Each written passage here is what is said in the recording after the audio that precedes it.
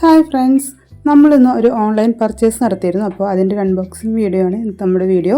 This is Dhanya's own welcome to our Dhanya's world. നമ്മൾ first ടൈമാണ് ഓൺലൈനിൽ നിന്ന് ഒരു ഹോം അപ്ലയൻസ് പ്രൊഡക്റ്റ് വാങ്ങിക്കുന്നത്. അപ്പോൾ ഇതൊരു 4 ബർണറിൻ്റെ ഗ്യാസ് സ്റ്റവ് ആണ്. കൈത്താൻ്റെ ആണ് നമ്മൾ വാങ്ങിച്ചിരിക്കുന്ന കമ്പനി. 4 ബർണറിന് 2600 രൂപയാണ് ആയിട്ടുള്ളത്. അപ്പം അവർ കൊണ്ടുവന്നപ്പോൾ അവരത് അൺബോക്സിങ് ചെയ്ത് അതിൻ്റെ ഫോട്ടോസൊക്കെ എടുത്തതിന് ശേഷമാണ് നമുക്ക് തന്നത്.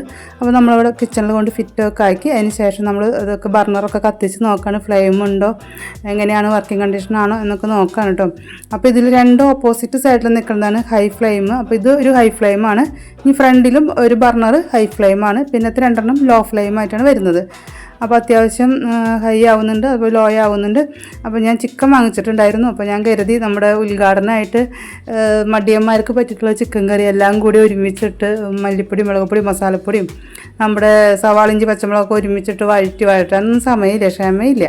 ഞാൻ അതിലിട്ട് ചിക്കൻ ഇട്ട്, അപ്പോൾ ചിക്കനും സവാളൊക്കെ ഒരുമിച്ച് കിടന്ന് വഴുന്നോളൂ എന്ന് കരുതിയിട്ട് അപ്പോൾ ഞാൻ അങ്ങനെ ഇട്ട് കൊടുത്ത് അത് വേവിക്കാൻ വേണ്ടി വെച്ച് കൊടുത്തിരിക്കാൻ കേട്ടോ. അപ്പോൾ അടുത്ത ബർണറിൽ നമ്മൾ കുടിക്കാനുള്ള വെള്ളം തിളപ്പിക്കാൻ വെച്ചിട്ടുണ്ട്. പിന്നത്തെ ബർണറിൽ നമ്മുടെ ചിക്കൻ കറി റെഡി ആവുന്നുണ്ട്. അപ്പോൾ ഞാൻ നെക്സ്റ്റ് ബർണറിൽ നമ്മൾ ദോശ റെഡിയാക്കുന്നത്. ഒരുപാട് കാലത്ത് ആഗ്രഹമായിരുന്നു 4 ബർണറിൻ്റെ ഗ്യാസ് സ്റ്റവ് വാങ്ങിക്കുന്നത്.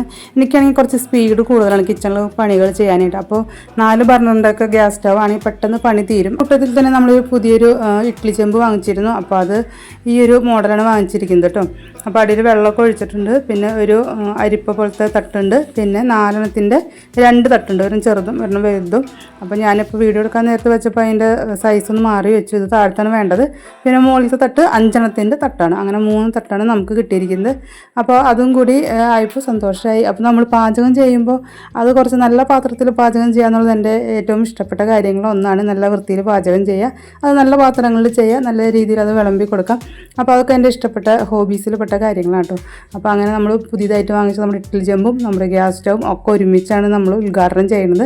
അപ്പോൾ നല്ല സോഫ്റ്റ് ആയിട്ടുള്ള വറുത്ത അരിപ്പൊടി ഉപയോഗിച്ചിട്ട് ഇഡ്ഡലി ഉണ്ടാക്കുന്ന വീഡിയോ നമ്മൾ പണ്ട് ഇട്ടിരുന്നു.